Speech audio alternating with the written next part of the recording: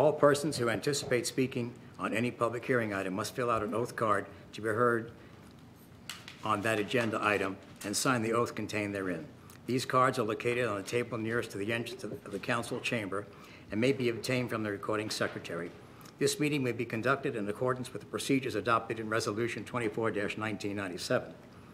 Those speaking in favor of a request will be heard first, those opposed will be heard second, and those who wish to make a public comment on the item will speak third. The applicant may make a brief rebuttal if necessary. A representative from either side, for or against, may cross-examine a witness. Anyone who speaks is considered a witness. If you have photographs, sketches, or documents that you desire for the commission to consider, they must be submitted into evidence and will be treated by the city. Please submit such exhibits to the recording secretary.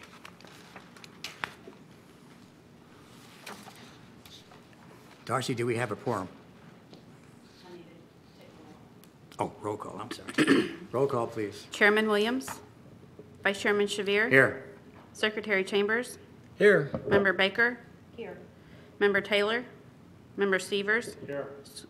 Member Noel Copeland. Here. School Board Member Hare. Here. We have a quorum, so we can proceed with business.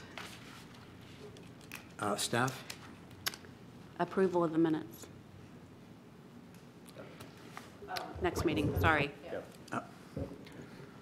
Mr. Vice Chairman, tonight we asked if you could meet earlier than your regular meeting so that we can give you a presentation on a project we've been working on for the past year, give you status of it. We have a final, or a first draft rather, of a comprehensive plan, a new comprehensive plan for the city. And we wanted to give you a brief description of what we came up with. If you remember, last year we had several vision workshops that our consultant, Canaan Associates out of Orlando, helped us lead with the public. There were 3 different workshops, and then out of the comments we got out of those workshops, we was summarized into a vision document that was adopted by City Council in January of this year. And there were 3 main components out of there, basically about the downtown, the waterfront, and our commercial corridors. And out of that, and including all the other comments we received from the public during those workshops, we worked with the consultant to come up with a series of new policies that primarily address land use and housing and transportation issues. And then we presented that to you in May. If you may briefly remember hearing a presentation from us, we basically just repeated the same presentation the consultant gave to the City Council earlier. Then later on, we gave you several presentations also on a parallel project related to the EAR, which is an evaluation and appraisal report. And the big part of that project was having to do with coming up with policies related to sea level rise and flooding due to sea level rise. And that was something that was mandated by the state for us to address. So we gave you several presentations on that. We submitted that to the state. We've adopted those policies. They're in our adopted comprehensive plan, but they're not effective policies yet. We rolled those policies into this document we've submitted to you tonight for review. So with those policies, in addition to several other changes by Canaan Associates, including another parallel project, which you had not been really privy to. It was really the Historic Preservation Board dealing with this, or some additional, more expanded policies related to historic preservation. So we try to roll a lot of different things into this particular document before you tonight. We've only given you the first half of it. It's only primarily related to land use. We'll give you more parts of it later on. We didn't want to overwhelm you. So Trevor Chopagin is going to give you a brief presentation about this first half of this draft comprehensive plan that we've drafted for your review. There's no reason for action on this. We're simply asking for your input. Thank you. Okay, so as Brad said, I'm going to give you a summary, I guess, of the first half of the revised plan that's based on the Titusville Tomorrow visioning exercise.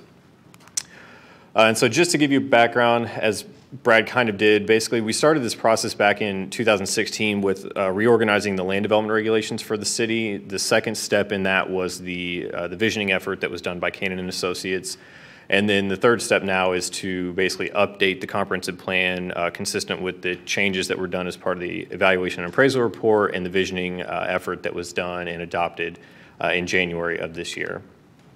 And so first thing, we wanted to talk to you a little bit about the issues with the current comprehensive plan. And so some of the main issues that we found were that the current plan does a very good job of grouping uses into individualized categories. It's very difficult to do mixed use. There's a lack of vision in the current plan. It doesn't provide a good, clear roadmap as to where the city wants to go. There's a lack of connectivity within the plan itself, which is more or less just how it's formatted and how it's written or organized. It's sometimes difficult to understand because of that lack of connectivity. And then there's also a lack of implementation tools, which is something that has certainly been brought up in the past by this commission in terms of how do we come up with metrics to make sure that what the plan is wanting to accomplish is actually being accomplished. And so those are some of the things we wanted to address through this revised document. And so I'm not going to go through this. The Titusville Tomorrow visioning exercise was the tool that we used, or the process that we used to come up with a lot of these policies in coordination with our consultant. And really the key of that were the three key areas, which are the downtown, the waterfront, and the gateways. And in this case, the gateways are more or less our major arterial corridors throughout the city. And so the revised plan is really based on, it really puts a big focus on linking land use and mobility and utilizing what's called placemaking, which is creating policies that ensure that the city develops in a way that creates a memorable experience for both residents and visitors. And there again, it includes those policies that came out of the Titusville Tomorrow vision. And so placemaking can also be described as a multifaceted approach to the planning, design, and management of public spaces. And really what that means is it's looking at everything holistically, not just what happens on private property, but looking at how the development on private property interfaces with roads and streets and that sort of thing, and vice versa. And part of the reason that we're doing that is to mirror some of the efforts that the FDOT is using now whenever they program roadway improvements. So the image you see on the screen there is what they're calling their context-sensitive classifications. And that goes all the way from a very natural rural setting all the way up to a very dense urban area that you would see in some of the major cities here in Florida. So we're not going to have every transect that's illustrated on here within the city, but really kind of what will be within the city is probably, and it's not going to show it, but basically what you see, the C3 suburban residential to kind of the urban center would be more of our downtown. And so we're wanting to incorporate those policies so that we are speaking more or less the same language as FDOT. FDOT controls the majority of the corridors within the city, and what they told us through meetings with them was that if we have language that is similar to what they are using in this context-sensitive classification that they have come up with, is they will look to our comprehensive plan to help inform what improvements they program on their roadways. So if we continue to promote more suburban, individualized, or singular uses on a property, they're going to program improvements based on that. But if we start to include some of these more a little bit more urban and promoting walkability and connectivity, they will start programming those kind of improvements on roadways when they come in and make their improvements on the roadways that they control. So another thing that we looked at is consistency with long-term plans here within the city. So of course, as we've mentioned several times before, the Titusville Tomorrow vision, the Space Coast TPO, the 2040 long-range plan, this is updated every 5 years by the TPO, but this helps us get an understanding of how the transportation organization for the county looks at roadway improvements and mobility, how people get around within the county. The Economic Development Strategic Plan that was adopted by the city, the CRA Downtown Master Plan, and other various master plans and small area plans that the city has currently adopted. And so the revised format is on the left-hand side of your screen there. I'm going to click through these pretty quickly because you can read through them. But basically it's broken down into these chapters, and what this does is we wanted to orient things this way or organize things this way to help some of that ease of understanding and just the overall organization clean that up as compared to the current comprehensive plan.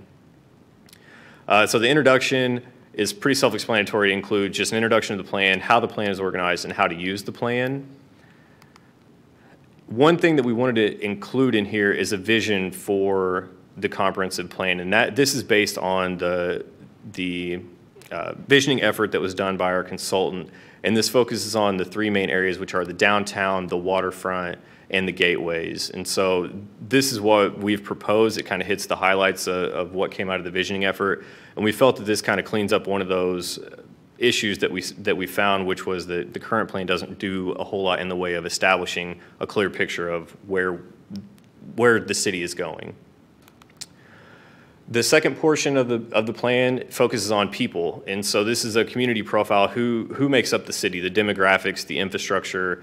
What is the city responsible for maintaining, and then also it talks about an integration of land use and mobility. And so this image that you see here is commonly used again whenever FDOT and other planning efforts are being conducted on how space is used. So what you see on there are the white lines are basically the roadways, the gray areas are the buildings, and so basically the black areas that you see there is vacant land, more or less, the negative space in between those existing buildings. And so these diagrams can be useful when we're talking about how properties can be redeveloped, because as you can see, there's certain areas there that's in the upper left-hand corner of that image is where the former Kmart, the bowling alley. So there seems to be opportunity there to accommodate some redevelopment. And so these are useful tools for us as planners, and also it's just a different way of looking at it instead of an aerial map.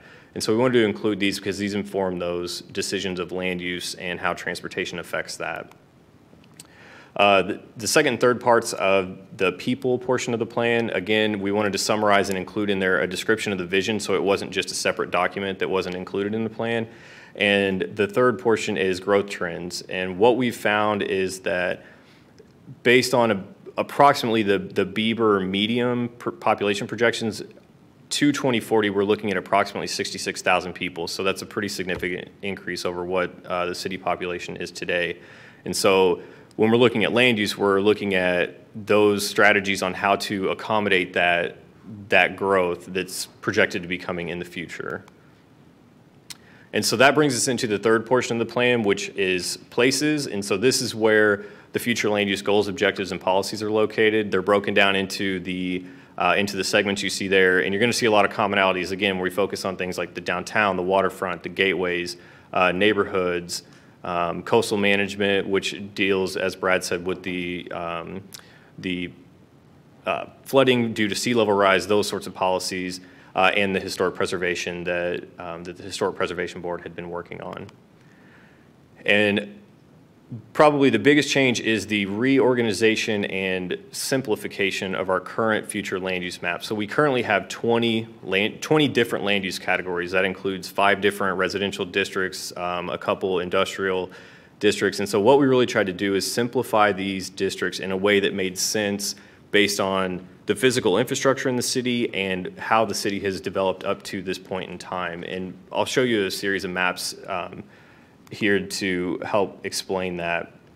The table that you see on there is probably a little difficult to read, illustrates the allowable density and intensity of development within each one of those land use categories. And so this would be something that would be included as part of the comprehensive plan to kind of be a quick reference for anyone, whether it's staff or a potential developer or a real estate agent, to be able to understand what is allowed on a piece of property. And then these values are also included in the actual descriptions of the land use districts themselves. And so the first of the revised land use categories is the downtown. As compared to today, it's been expanded pretty far west. So rather than stopping at the Florida East Coast Railway as it does today, that land use has been expanded over to basically Park Avenue, to the west side of Park Avenue that you see there. And the reason for that is it's easy to see that there's a very established block structure in there, which is very conducive for the type of development that we currently have downtown. And so we felt, rather than trying to separate out the area west of the East Coast Railroad into a different land use, we felt that expanding that and allowing that all to function as it was kind of originally designed would be advantageous and could take advantage of the infrastructure that's already in place. And so within that downtown land use, it focuses on mixed use on the small blocks that are already there. It's as I said, it's placed on a portion of the CRA and a portion of the HUD target area. The density and intensity is generally limited to 5 stories. The plan does specify that if sites are specified, they may go up to 20 stories. And a floor area ratio, which is basically how much building you can put on one site, of a 5.0. One big change in this, and we can explain this if people have questions, is that density in this case would be measured on a district-wide basis rather than on a parcel-by-parcel basis. It also establishes maximum allowable percentages of land use, and one thing that it also does is talks about relationship to other areas of use and the street network that's existing within that district.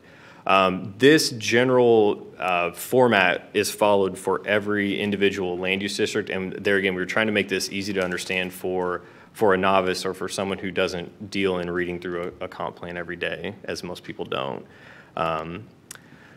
And so it also describes a core area and a secondary area. And in general, the core area is more geared towards commercial uses or maybe mixed uses, whereas the secondary area could be more focused on residential uses, helping to get people living close to downtown and provide visitors to the businesses that are located in that area.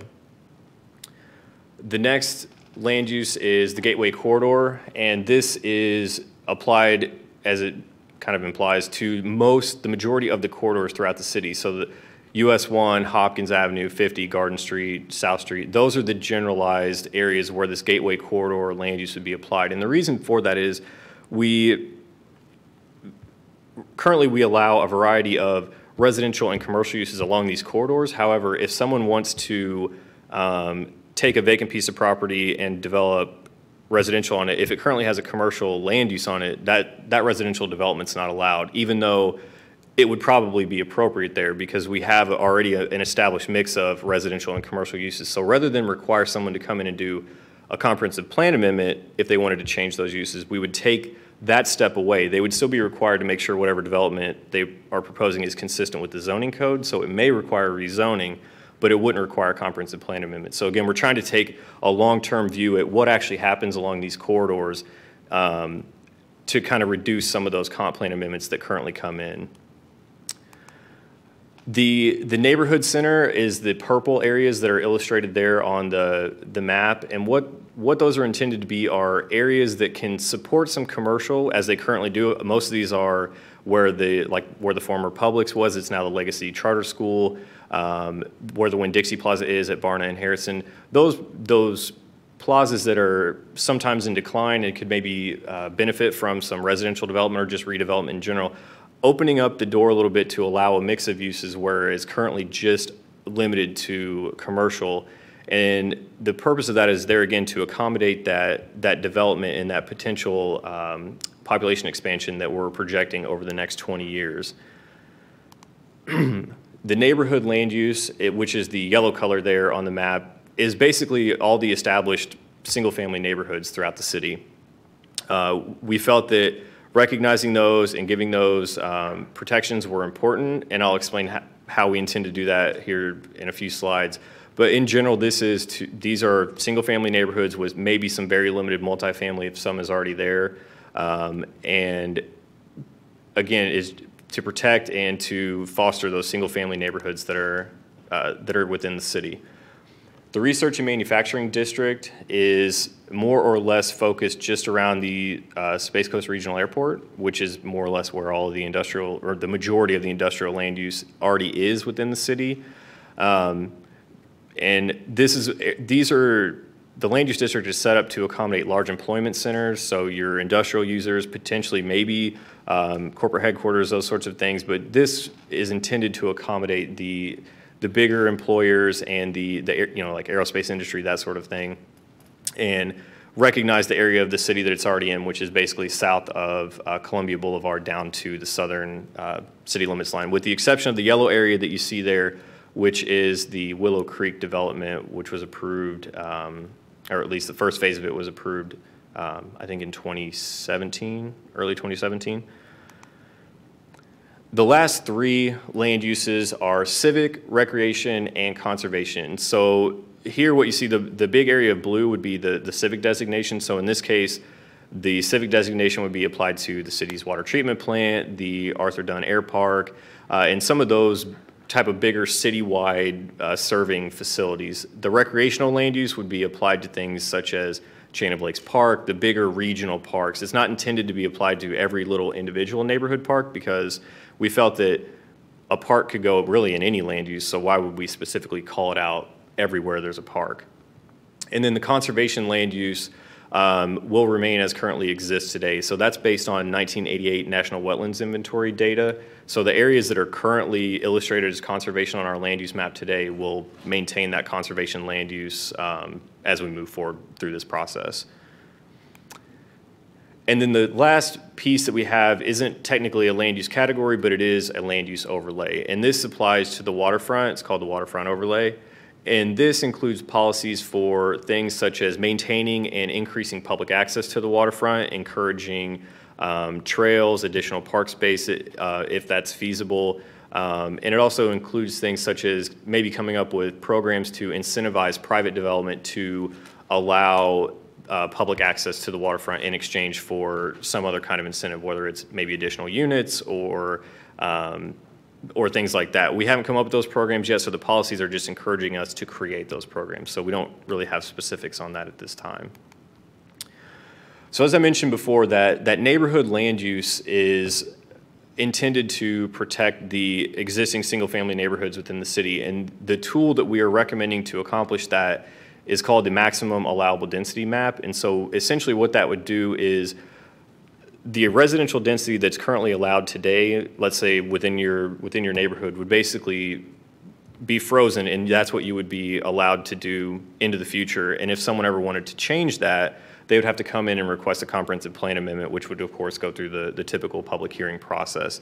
And the reason we wanted to do that is because we understand that there are areas such as along Fox Lake Road, out along Carpenter Road, that many of the properties are about 1 unit per acre, and it's not really appropriate to come in and say now all of a sudden you can have 10 units per acre, because that's not in character with how the existing development has occurred.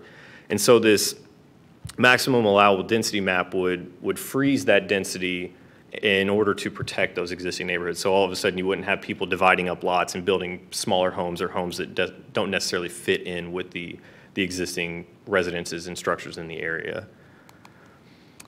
The next part of places is mobility, and so mobility gets into how do people move throughout the city, whether it's in an automobile, on a bicycle, as a pedestrian, and so that's really what this section talks about. And one of the big things that this section establishes is a policy to create a multimodal master plan, and really what that means is it's a plan to look at all of the different modes of transportation in the city currently and what we can do to improve those as in the future. And that's actually something that we're moving forward with now. We got the approval from City Council to negotiate with an engineering firm out of Orlando to come up with that inventory of what we currently have and ideas on how to expand those options as we move forward. And again, the revised plan categories, they support mobility we specify some generalized standards in the revised land use categories, such as, we encourage buildings to be closer to the street, maybe put parking behind the buildings, and all that is to create a much more pedestrian and friendly environment so that you're not walking across a big sea of parking in order to get to the grocery store or to a restaurant. You can walk down the street and get quickly into the building. And what that does is it increases mobility, and it offers a different option for someone who maybe doesn't own an automobile or doesn't have access to one. And so that's kind of how we're meshing together the land use and mobility or transportation options within the city. Kind of the last part of places and mobility is the historic preservation. We talk about in there basically expanded historic preservation goals, adaptive reuse, things of that nature to kind of protect the historic structures that we have remaining in the city and hope to see them used into the future. And that also rolls into housing, which encourages preservation of historic homes. It also addresses affordable housing, and it establishes preferred housing types. So one thing we wanted to do, we've seen a lot of garden-style apartments. We've seen a lot of single-family homes. We wanted to introduce into here some other housing typologies that we felt were appropriate and that would also complement the revised land uses that we did. So we talk about small-scale condo buildings that are maybe just a couple stories tall, or townhomes that are they're connected townhomes, but they don't look like a typical apartment building, those sorts of things. And so those are all listed in Housing Strategy 1 that's in the revised plan. And so that's basically where, actually, sorry, this is more or less where the document we gave you stopped. That's kind of the first half of this plan. So the rest of this I'm going to go through pretty quickly, just because we will send this to you, the actual policy language in the document on that here in the near future. So the next part of the plan, natural resources, this deals with open space within the city and environmental issues. Public facilities deals with things, again, such as mobility, water and sewer, stormwater, solid waste, those sorts of things. Concurrency, which we, again, will describe once we send out the next round of, the next half of the plan. Intergovernmental coordination, which is how we as a city interact with other governmental agencies within the county and within the region. And then lastly, I do want to touch on this. We didn't include this yet, but because this commission has brought it up several times, one thing we wanted to introduce into this plan is it's called an implementation matrix. And so what you see here on the left-hand side of that, of the image there is CR Strategy 1. And what that is every strategy in the comprehensive plan will be listed in this matrix. Next to that is the department or agency that will take the lead on that. You know, the support, whether the time frame, the estimated time frame is near term or long term, and then the implementation tool. And the actions box there is just a little further description maybe of how that strategy will be accomplished. And so we will also send that out to you in the future just so that you can see how each of those strategies are kind of programmed to be near term or long term, and that's certainly something that we can discuss at that time. And so the key strategies that really have come out of this whole plan at this point, a lot of these came out of the Titusville Tomorrow Vision exercise, and then also from our consultant providing input based on what they heard during the visioning, is a downtown form-based code and urban design guidelines, which is basically how buildings are oriented, how they address the street, those sorts of things. The multimodal master plan, which I discussed, a parks and recreation and open space master plan, a resiliency strategic plan, which is what Brad mentioned earlier. We received a grant from DEP to help us move forward with that. A waterfront trail master plan, which is also updating our existing waterfront master plan, and then the adoption strategy, which in this case is in the form of the implementation matrix. And the last thing I just wanted to touch on very quickly is part of the reason that we are recommending these consolidated and revised land uses is that within really the past year, we have received numerous requests for people interested in how can I redevelop my property? I have something that's not working. What can I do to help it out? Can I mix these things together? And right now it's very difficult for us to just tell someone, yes, we have this land use, we can go through the comprehensive plan amendment process and get that on there and help them move forward. It's very difficult for us to help them out right now because the current plan does such a good job at separating uses out onto separate parcels. And so that's part of the reason why we have revised this in the way that we did, is to hopefully accommodate some of this redevelopment that is inevitably going to happen, and we can accommodate it in a way that is acceptable to the public. And so that's really all we have. I'll be happy to take any questions, and we'll try to answer them for you. I just want to say that, again, this is just the first draft of this plan. Again, it's primarily focused on land use. And we just want to get your take on this and see what you think of, are we going in the right direction based on the input we got from the public during the visioning exercises and from you in previous meetings. So that we'll take any questions you have on this. We certainly can. We can put this version on there, and we also have a slightly revised version we're going to give to City Council, but we can put these up if you'd like.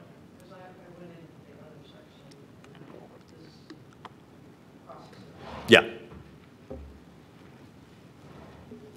The only thing that I can kind of add to this is that while you've made this presentation, okay, and you do want us to comment, I'd like, are we going to be able to speak about this in the future? Absolutely. This is just an informational item this evening. We will, if we get the buy-in from this commission and city council, We are intending to move forward with adoption sometime in January, but even before the adoption, we can present this to you again, and we can certainly have those discussions. Yeah, I think that moving forward, this is a great presentation, and it prepares us for what the planning department is doing. But I would like very much, when you in fact approaching the finished product, okay, to present it to us again. Of course. So that we can review that. Of course. Thank you.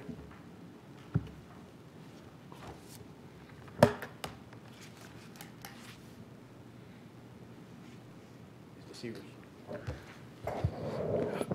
I appreciate the presentation. Fortunately or unfortunately, I was involved as a city attorney in the original drafting of the comprehensive plan of the city of Titusville in the 1970s. And interesting enough to me, along the way, on numerous occasions, new planners always have new ideas, and they're always better than the previous plan. I frankly have not always seen that to be true. I certainly will be open-minded to consider the vision. There's a lot of apple pie and vague terms. What I would like to see, for example, is give me a good example of a comprehensive plan amendment from a land use standpoint that you have processed under the old plan, how it would be processed under the new plan. One overriding concerns I've always had over the last 10 years or more are efforts to cut out Planning and Zoning Commission and City Council in the decision-making process. It seems to me administrators want to be the ones that make the decision, and you sort of gave me an example of that residential development in the commercial area might qualify and a comprehensive plan amendment would not be necessary. Who would be involved in making that decision? That is it the planning director or does the Planning and Zoning Commission, the City Council have any role? I'm a firm believer in public input and the role of the public to have notice, hearing, and an opportunity to be heard. So that's one of the things through this process I will be looking at. I certainly agree that it's a good idea to have greater flexibility, particularly in the commercial areas. Mm-hmm. And I know I'm not always using the new terminology. But, and to have residential flexibilities, but likewise, when I look at the neighborhood and it uses the word, we can allow different forms of housing types and almost automatically be allowed under that very broad generic language because the density is only 5 units per acre, and so all of a sudden, in the middle of a single-family subdivision, do we have, and who makes that decision, apartment complex, 2 units here or there, townhouse complex, because this language allows that clearly. So I'd like to be educated on the process and how it's going to work and who makes those decisions. Secondly, I'd like to know as far as the impact upon the current zoning districts mm-hmm. and the current land use districts. We probably had 6 or 7 when we started out with the current comprehensive plan, and out of necessity, according to staff and the public, we added districts. You're going way back the other way again, and will we end up in the same spot again? That is, by reintroducing those same additional districts. And whenever we're given, for example, the old comprehensive plan dealing with the conservation element, I'd like to see a comparison. This language is in here or it's not in here. Mm-hmm. because to me, it's as important to know what you're leaving out as to what you're including. Sure. Because there is a long history behind a lot of those words in the comprehensive plan. As you have said, you've redone the code. I left in 2013. It's hard for me to recognize the code today, and there are numerous changes, some of which I do not understand why we left things out today versus what they were before. And frankly, later in our agenda, I will point a couple of those out because I don't understand necessarily the rational basis of making some of those changes, and perhaps Planning and Zoning Commission that voted in favor of those can explain them, which is fine, which is fine. Those are some of my overall comments. I mean, I'm concerned about 20-story buildings in downtown. I don't think that's realistic, and I don't know why that would be in the code. I'm a little bit concerned about this comprehensive plan that the height limit is 6 stories. Isn't that correct? Our current plan today? No, the proposed plan. Right, It they- says 6 stories. Yeah, the consultant was recommending that in part of the Gateway, so that's a comment we'd like to hear from you. Okay. Yeah, because that's I something. think that's, and a lot of people will disagree with me. I think that's too short. In some areas, it may be, yeah. In some areas, it's too short. So I would respectfully suggest that, I think, because we have countless areas in which we're already allowing it Right. in excess of that. So why are we going that direction? And so that table that was in there was more or less taken directly as our consultant recommended it. We wanted to show it to everyone as they recommended, but that is certainly up for discussion because those are the kind of comments we want to see, you know, where maybe is more appropriate, where is maybe less appropriate. So that is certainly. I realized that the council, I think it was in 2008, when they updated one of the visions or studies, wanted on the east side of US 135 feet in most of the areas, and having on the west side of US 1 the taller building. Right. I sat there and listened, didn't make any comments because that was not my role. Right. But I'm not sure I necessarily agree with that. If you have adequate public access and adequate protections of parcels. And that's what we'd like to explore in the future is some places, if you provide that access, maybe you do get a little excess height, but if you can't, maybe that's a Okay. trade-off. This proposal seems to tie land uses to transportation. To me, it's always been tied as well, if not more so, to compatibility. Sure. And I think that has got to be stressed in the document. Just because that residential street will accommodate 5,000 vehicles per day, and it's currently at 2,000. I note that under your neighborhood commercial, I think it is, you're proposing to allow neighborhood commercial on local streets. The That's what it neighborhood says. center would be. Neighborhood centers. Would be mainly limited to just the collector roadways. That's, I can show you, it's allowed on local streets. There may be some in there, yeah, because it was the way it was transcribed by the consultant, but yes. Well, I disagree with that. No, and we can certainly, that map absolutely still needs to be fine-tuned. We wanted to get that out there and have people a chance to look at it and provide comment, and so that's certainly something that's open for discussion. Okay. That's some of my I have individual comments on, as Brad knows, I didn't get back into town until Sunday night, and I have not had much time to look this over, but I will certainly review it. Absolutely.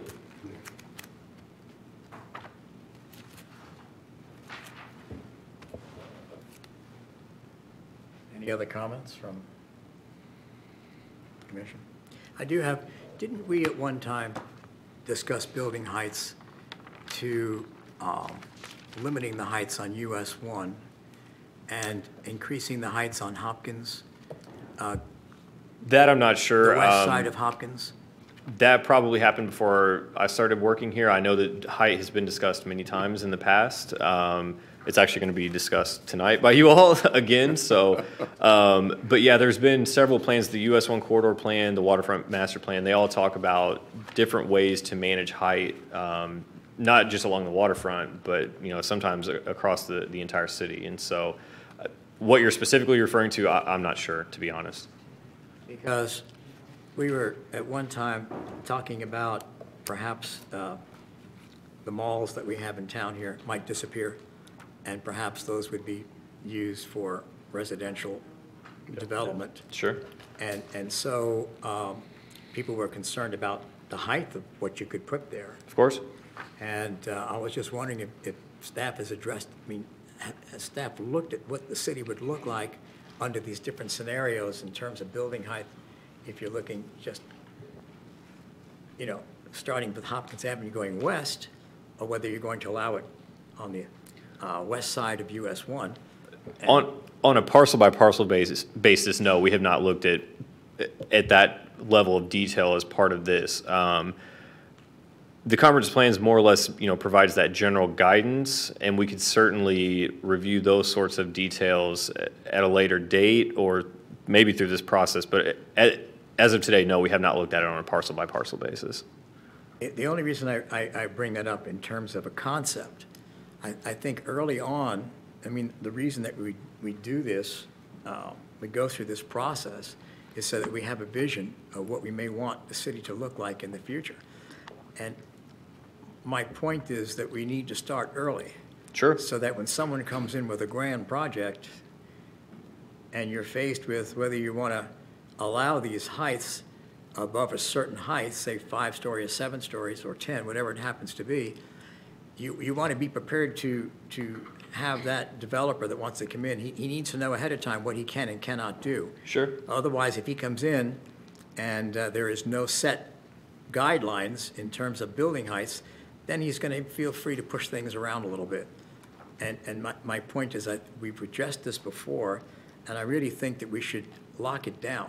We should have those things in writing so that when a developer does come to town, and things are changing here. Titusville is growing, the population's increasing, the city is expanding, so we need to have these plans in place so that we don't find ourselves short.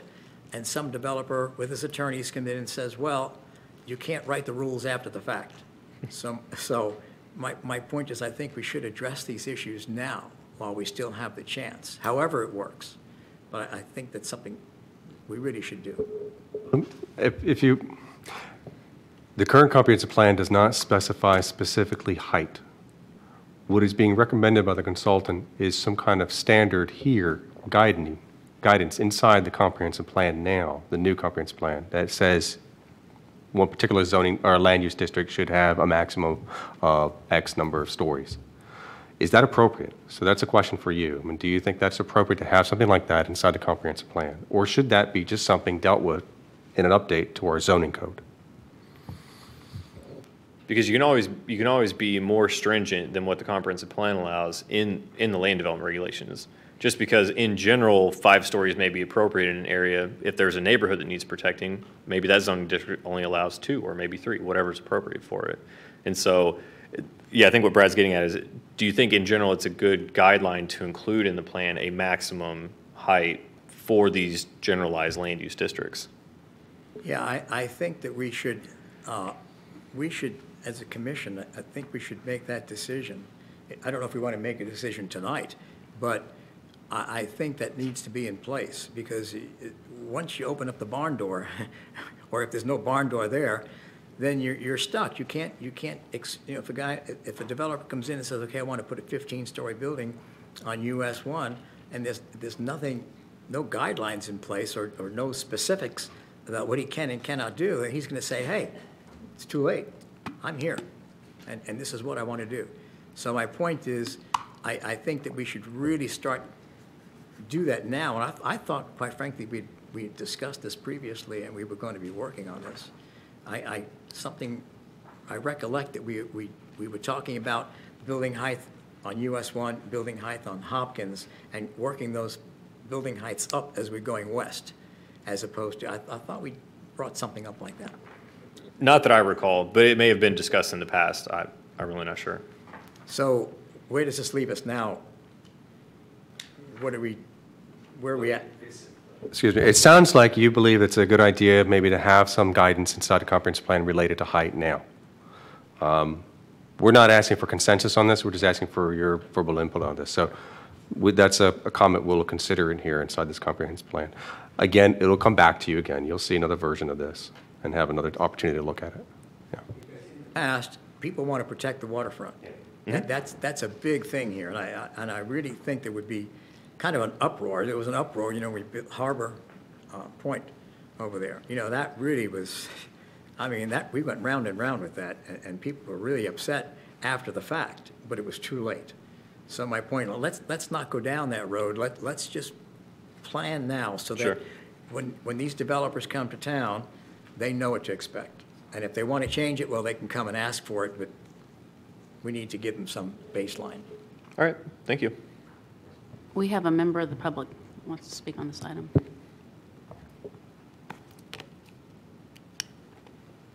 I'm sorry? There's one member of the public that would like to speak on this item. I don't know if you want to wait till after you've had your discussion, and if you want to ask that person to speak on this. Well, It's up to you.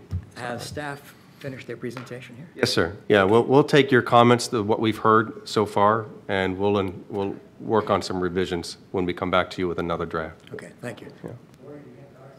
Yes, Stan Johnston.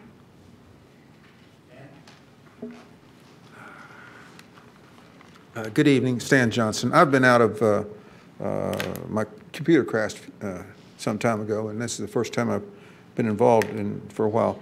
But my name is Stan Johnston. I live in Titusville, 860 Poinsett Avenue, and I've been here for 45 years or so. And I'm a registered engineer, work for the city, retired from the city, and also a surveyor. There's an elephant in the room. Right now, there's an elephant in the room. The presentation doesn't show some last pages in this comp plan that shows sea level rise.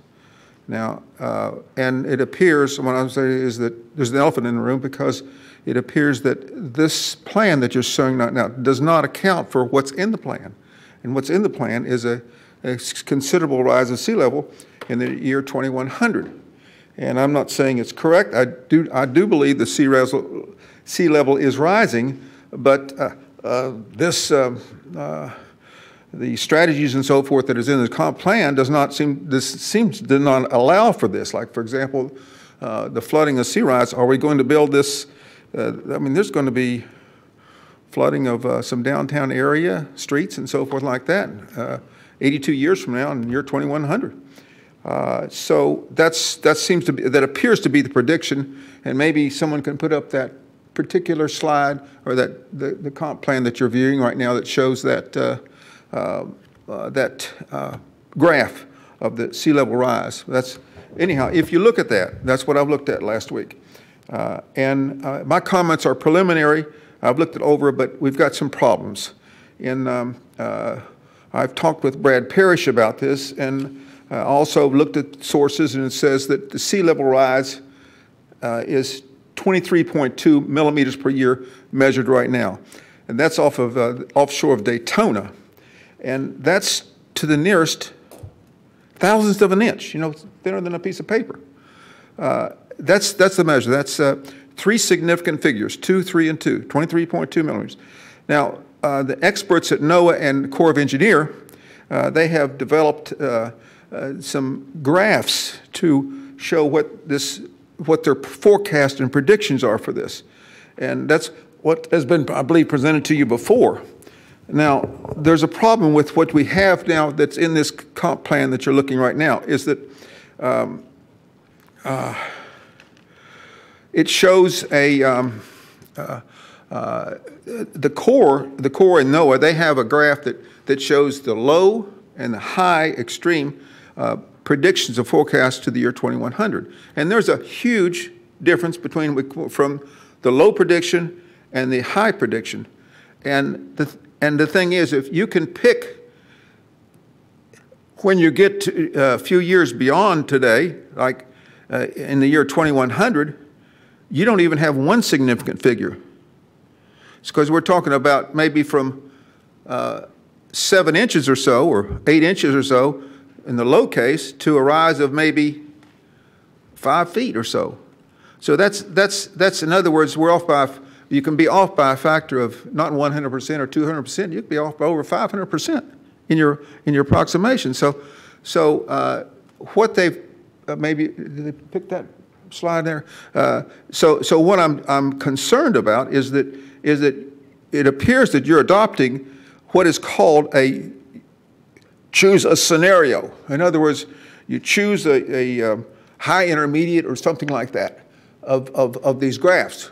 The graphs that are shown for the NOAA and Corps of Engineers, they have a high, an intermediate, and a low. And so, but when you go to the internet and you select choices for what is it going to impact your area, you're asked to pick a scenario. And I'm saying to you that is mathematically incorrect. Why do I say it's mathematically incorrect? It's because if we begin with and make predictions that we know are already, the predictions are not even one significant figure, like 7 inches versus 60 inches or 50 inches. It's several times difference. But we begin with a figure of rate of increase that we've measured to the nearest thousandth of an inch. And we're predicting in the year 2100 and other years to the nearest. And if you look at that, it's predicting to the nearest 3 significant figures. You can't do it. In other words, NOAA and Corps of Engineers, they provided this information using their calculations, and they're showing that it's in dispute, incredibly in dispute, could be off 200%, 500%, or something like that. And yet, what this drawing shows that you're going to be adopted shows 3 significant figures, like 4.83 feet, something like that. This is what I'm going to call mathematical nonsense. You just can't do it. So what I'm saying is, this is wrong what you're doing. And I said that there's an elephant in the room because if you do downtown planning, are we going to have a parking garage and there's going to be wet underneath? Roads are going to be flooded in let's say 90 years or so. And this comp plan is supposed to be planning ahead. I see nothing so far, and we're going about resilient planning, is that we've got homes already in the flood zone. When this flood, so when the sea level rises a foot or so, that's going to put more houses in the flood zone. And we will have to improve, I expect we would want to improve stormwater facilities and so forth, like size of pipes and everything, to keep houses, clean ditches more, better drainage. So this is an elephant in the room that this comp plan is not addressing. I don't see it anywhere, except we're going to have the key strategy saying we're going to do some resilient. Well, it seems like this is the time to notify right now. I say, we've got a problem. Are we going to show something in our comp plan that we're accepting, I don't know, tonight or sometime, that's saying something, hey, we're not looking into the future, we're not planning in the future? Are we ignoring it? And then also I'm talking about these significant figures that does not make mathematical sense. I'm talking about we begin with 3 significant figures, and then in the graphing and the calculation we show we don't even have 1 significant figure. Yet, this plan is showing choose a scenario, which I'm saying is you choose intermediate low, intermediate high, or intermediate, one of these. And then when you choose a scenario, then you're given a 3 significant figure number. It's not right. So I'm here to, I've approached Brad with this, and I don't know what he has to, what you have yet, but you've got a problem. And it doesn't seem like you're even addressing it. Thank you. Just a minute. Does anyone on the commission have a question? What's your recommendation? Well, I don't know if are you asking for approval of this thing? No. No. Okay. Yes, sir. Well, okay, I think that we're going to look into this more, but at this time, I think that particular graphing should be right now, and I'm saying, as my preliminary, is that you can't use it, because that's one thing, it's not mathematically correct. And there's other things that you need to look at as far as in the sea level rise, if you're making a comp plan, because it does affect stormwater big time. It affects flooding of homes. It's a big time. And We'll be happy to work with Mr. Johnston on recommendations and changes to that in the final version. Okay. Now, just so you know that the policies were adopted in the EAR update, the Evaluation Appraisal Report version of the plan that was sent to the state. These policies are being rolled into this new version. We'll certainly work with anyone, including Mr. Johnson, on any recommendations for changes. well, I'm hoping that you will have a voice in this. In other words, I know you have a voice, but you will say something, because I think generally, council doesn't listen to me. That's for sure. So God bless you, and thank you for allowing me this time to speak to you. Thank you. Thank you, Mr. Johnson, appreciate it. As staff, we have talked about this in the past, and we keep coming back to it from time to time. And I'm just wondering, how does staff plan to keep the commission informed about an issue like this? You know, we've talked about the new buildings going up on US 1, and we are aware of sea rise level. And we've talked about having buildings, perhaps, I don't know how far along we've gone with the thinking on it, but perhaps instead of having ground floor storefronts, okay, you would have parking.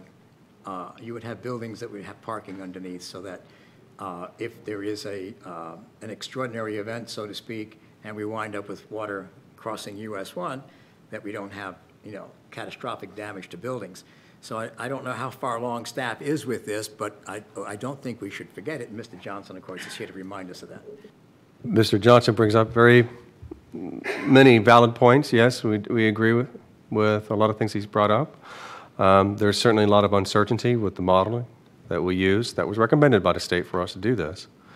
That goes further out, of course. So 82 years from now, it's probably want to rely on math, planning that far out.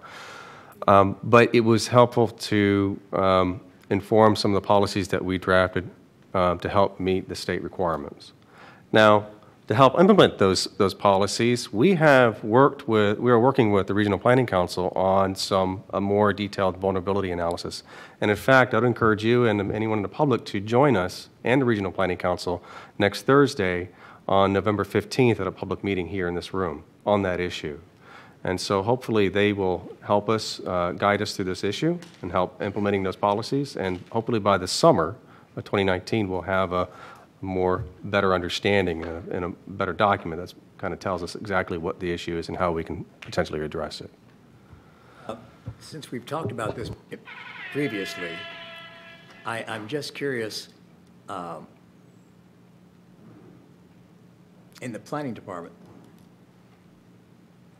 are there any discussions about what I've suggested, perhaps underground building? Oh, yes, buildings? we've talked about Okay. that. But we're And not of at that course- stage yet, And sir, then, to of talk course, to. raising the seawall, which may be another thing that may have to happen in the medium term, as opposed to, 100 years, 50 years, Yeah, whatever. I would suggest we wait till we get the recommendations from the vulnerability analysis and the work with the Regional Planning Council. And we see those recommendations before we make decisions. But yes, we certainly have talked about those issues internally in our department. Absolutely. Look forward to that future meeting. Thank you.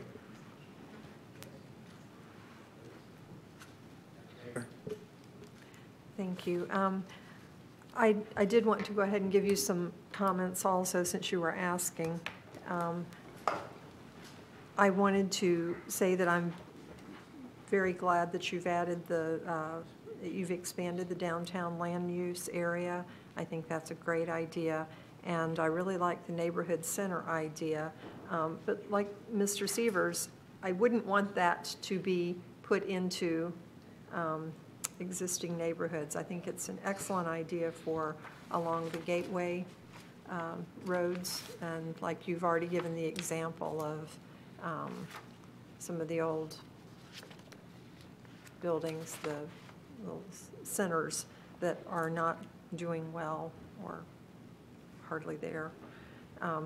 But it does we do need to make sure we are protecting our neighborhoods and not allowing things in them that you know, if you are in a residential neighborhood, you don't expect to immediately have large group homes and things like that, you know, put in there. And I don't think that's what you're suggesting at all, but. Yeah, that's not the intent. We can certainly go back in and look at that language and tighten it up to make that more clear. It's not that we're trying to expand these neighborhood centers into existing neighborhoods. We're trying to just recognize where those centers currently exist and allow that flexibility there. So it's certainly something we can go back and take a look at and make sure that there's adequate language for transitions, making sure that those different development types play nice with each other, basically. So we can certainly do that. And I also wanted to ask, I've recently become aware of canopy ordinances, and would be very interested in seeing some of that in all of this, and it's not there. And I need to educate myself a little bit more about that. And also to, when someone has a piece of property and they're coming in and they're talking about the wetlands, and you're just having to take their word for it, and that's not a good idea. That needs to change. Somehow the city has to have a plan for having biologists, hopefully, that they're not paying for, that.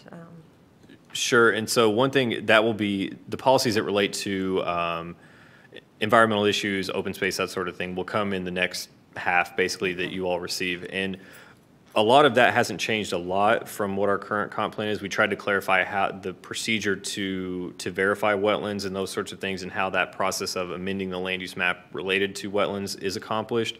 But if there's areas that you would like to see additional, you know, language or additional regulation or better regulation, we're open to that. We didn't want to change too much. We really focused on the land uses. We felt like that was kind of maybe enough at one time to try and change, but we're certainly open for those kind of discussions if that's what the commission feels is necessary. And I'd also like to say that personally, I think a height limit on the east side of US 1 is something that really needs to occur and stuck with. A fairly low one, not ridiculous numbers. So. Understood.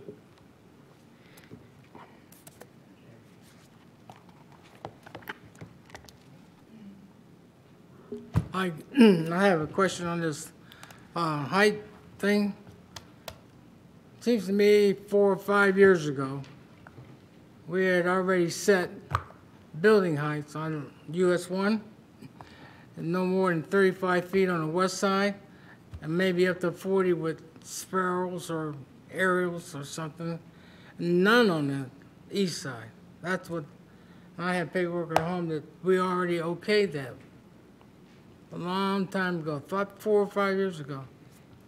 Are you talking about the comprehensive plan policies before you now, or there's a separate agenda item on your regular meeting about height? No, that it was on it that we already got paperwork back from the city that we did okay this Well, building heights. Our current zoning does allow height restrictions. Current zoning districts along the water in other parts of the city has a maximum height, and some zoning districts do not have a maximum height, but you do have to increase your setbacks if you go higher. So it varies depending on where you are in the city and in the zoning district you're in. That's the way it's currently written right now in our code.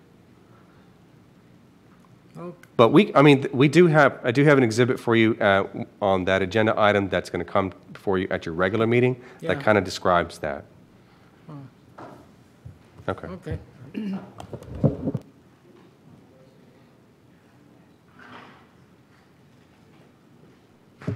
Mr. Chairman, Mr. Chairman. Oh.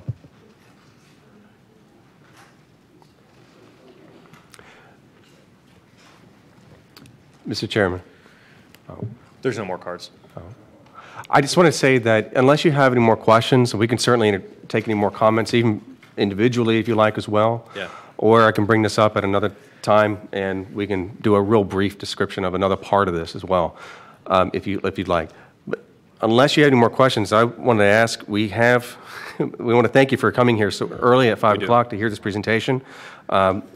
In the intermission between this meeting and your regular meeting, the Staff is going to need about 15 minutes. And so I don't know if you, unless you have any more questions, that's what we wanted to inform you about. A recommendation that we take a 15-minute break. We can actually conclude the special meeting, and then we'll start the regular. sorry? We'll actually conclude this special meeting and then reconvene to start the regular meeting in 15 minutes, please. Okay, with the vote of the commission, this meeting is adjourned. And we reconvene in 15 minutes. Thank you.